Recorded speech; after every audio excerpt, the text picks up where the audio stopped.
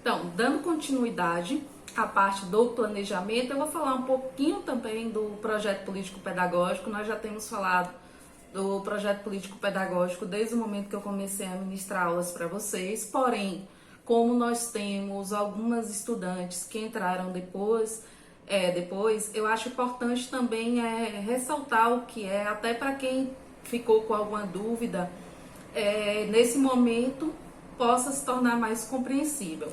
Bem, o que é o projeto político-pedagógico, né? O projeto político-pedagógico, ele está de acordo com a Lei de Diretrizes e Bases Nacionais, tanto as nacionais quanto as estaduais, e ele é construído coletivamente na escola. Há alguns, quando foi, né, no início dos anos 2000 e quando foi obrigatório toda escola ter o seu projeto político-pedagógico, muitas escolas contrataram empresas para fazer esse projeto, porém em total desacordo com a LDB, porque ele é um documento que deve ser elaborado por profissionais, professores, gestores, coordenadores, funcionários, pais e estudantes daquela escola.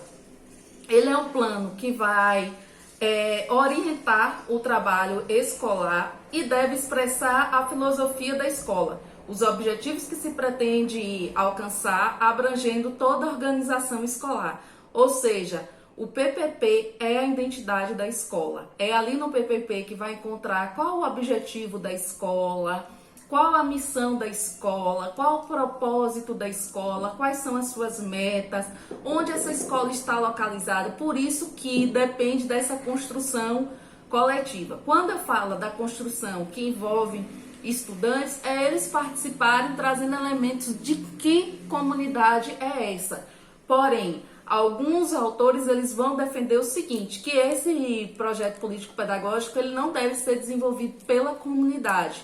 A comunidade que envolve estudantes e a comunidade do entorno da escola. Outros autores defendem que é importante sim, porque aquela escola ela está localizada em determinada comunidade e essa comunidade precisa fazer parte da educação, da elaboração desse documento. Então, nem todos entram em um acordo, porém vai depender bastante. O que a LDB vai trazer é que ela precisa ser um documento coletivo com toda a unidade escolar, com todas as pessoas que fazem parte do ambiente escolar. Porém, ela não descreve que é pais, filhos, ela vai trazer todos. Como é todos, entende-se que o todos são as pessoas que trabalham na escola, são profissionais, né, da educação, professores, instrutores, coordenadores. Bem, alguns itens que vai compor esse PPP: identificação da escola, o diagnóstico do estabelecimento, né, de ensino, qual é o seu marco, quando iniciou, o processo da sua história, como ele foi criado, os princípios didático-pedagógicos, né? Concepção de educação, concepção de homem, de mundo, de sociedade, de cultura, de gestão, se é uma gestão democrática, de currículo, qual o currículo que vai ser adotado, de conhecimento, de tecnologia, de ensino-aprendizagem, de avaliação, de cidadania, de tempo, de espaço e de formação continuada. Dentro do PPP, os seus princípios didáticos também vai dizer, olha, pretendemos realizar formações com o corpo técnico da escola, o corpo de professores, a cada semestre. Então, essas questões vão estar todas nesses princípios. Também, se vai utilizar o tipo de formação de avaliação diagnóstica, se essa avaliação vai ser formativa, se essa avaliação vai ser somativa. Esses 3 itens eu vou explicar nos próximos vídeos que vamos tratar sobre a avaliação da aprendizagem. Então, no 4º item também ele vai trazer o planejamento de ações da escola, né? Definir quais são as linhas de ação, reorganização do trabalho pedagógico, as metas, se elas vão ser a curto, médio e longo prazo, a perspectiva pedagógica, administrativa e político-social, à luz de todos os elementos da prática pedagógica. O que isso quer dizer? Como nós vamos colocar em prática as questões que nós pontuamos anteriormente do currículo. Como é que esse currículo vai ser trabalhado?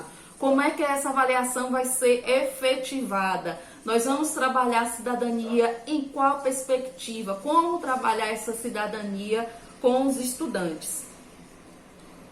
E nós temos também a proposta pedagógica curricular, que é a sigla PPC. Ela se constitui em um documento que fundamenta e sistematiza a organização do conhecimento no currículo. Ela vai contemplar as disciplinas curriculares, que são disciplinas curriculares, disciplina de português, disciplina de matemática, disciplina de história, de geografia, os conteúdos que vão ser trabalhados em cada um desses componentes curriculares ou em cada uma dessas disciplinas, os fundamentos teóricos metodológicos, né? O que é que o professor tem como teórico metodológico?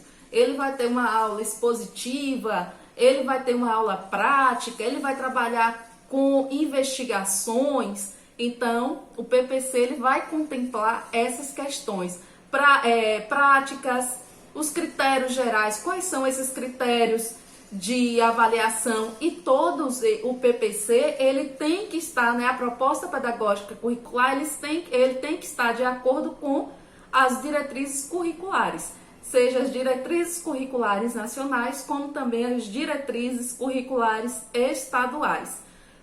Estelina, mas as diretrizes nós vamos conhecer na prática. Toda escola que vocês chegarem, a gestão da escola, você pode solicitar primeiro o projeto político pedagógico. No quesito das diretrizes, tem o documento, aquele que eu enviei o link para vocês, que ali vocês vão conhecer quais são essas diretrizes e como elas se estabelecem. Então, ao chegar na escola, isso na prática, ele se dá de forma bem natural, não é algo que você vai decorar diversas coisas, não. Você vai ter o livro didático, que no livro didático o livro didático ele vai estar de acordo com esses documentos, e aí é necessário que no diálogo com o coordenador pedagógico e com a gestão, que quando não tem um coordenador pedagógico, você tem uma gestão para dialogar sobre esse PPC. Isso quando nós estamos no início da prática docente. Quanto mais nós vamos adquirindo prática, anos de escola, isso vai, anos enquanto professor, isso vai se tornando cada vez mais prático, que a gente acaba nem conseguindo separar. E o plano de ação da escola, que organiza-se em 3 eixos: trabalho pedagógico, recursos humanos, gestão do ambiente físico, de materiais, entre outros. Né? Qual é o trabalho pedagógico? Qual o objetivo desse plano de ação? Ampliar o debate sobre as estratégias de planejamento, execução, acompanhamento dos ajustes pedagógicos e da organização administrativa da escola. O trabalho pedagógico, quem faz? Professor, coordenador. Recursos humanos, quem vai estar envolvido nesse processo? E gestão do ambiente físico, de materiais, entre outros, que também estará dentro desse documento. Pronto, eu vou desenvolver uma atividade sobre uma atividade de ensino de ciências naturais com estudantes dos anos iniciais. O trabalho pedagógico qual a habilidade e a competência que eu desejo que os estudantes desenvolvam: cidadania, responsabilidade com o planeta, cuidados com os resíduos sólidos, saúde, né, já que através do lixo vem várias patologias, inclusive dengue, chikungunya, entre outras. Os recursos humanos, de quem é que eu vou precisar para desenvolver esse projeto? E a gestão do ambiente físico e dos materiais. Como nós vamos gerir esse projeto? Nós vamos chamar pessoas da comunidade? Nós não vamos chamar pessoas da comunidade? As crianças vão precisar ir até a comunidade para fazer uma pesquisa, para fotografar, para fazer um diário de bordo, que é um diário de bordo. Elas anotarem o que elas observaram. e aí trazer esses relatos para a escola. Então, isso está no plano de ação, que é um plano de ação que pode ser desenvolvido por toda a escola, ou cada professor pode desenvolver projetos com as disciplinas afins, que nós também debatemos até no componente curricular anterior. E o plano de trabalho docente, PTD, né? Vamos pensar que na área de educação também usamos muitas siglas. O plano de trabalho docente, ele é a expressão da proposta pedagógica curricular, qual por sua vez expressa o projeto político pedagógico. Ou seja, todos esses documentos, eles estão interligados. Não tem como na prática pedagógica escolher, eu quero trabalhar com o projeto político-pedagógico, eu quero trabalhar com a proposta pedagógica, eu quero trabalhar com a BNCC. Não, eles estão todos articulados, amarrados para que nós, na nossa prática, consigamos desenvolver o nosso trabalho. Então, o plano de trabalho docente, ele vai representar de forma escrita o planejamento do professor. Ele vai contemplar o recorte do conteúdo, qual o conteúdo selecionado para o período bimestral, trimestral ou semestral. Ou seja, ele vai trazer diversos conteúdos de acordo com bimestre, trimestre ou semestre.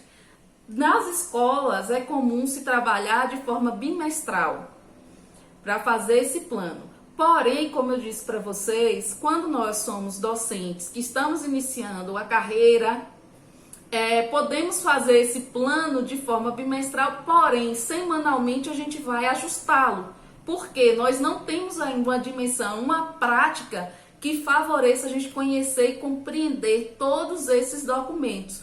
Portanto, é necessário que no decorrer da nossa prática a gente vai desenvolvendo também essas habilidades e competências e vá tornando mais fácil o processo.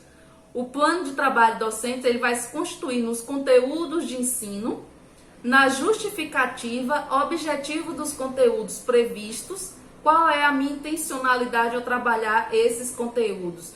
E quando eu digo a minha intencionalidade, ela tem que estar de acordo com a base nacional comum curricular. Não é uma intenção que, eu pensei isso e quero trabalhar isso, não. Todos eles têm que estar de acordo, todos eles estarão de acordo com o que trata a legislação.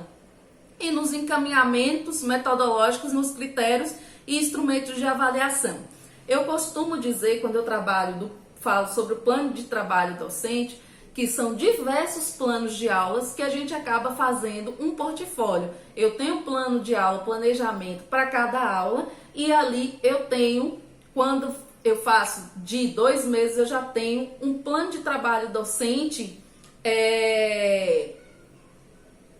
bimestral. Então acaba sendo mais fácil quando a gente se organiza de uma forma que eu possa estar planejando e replanejando.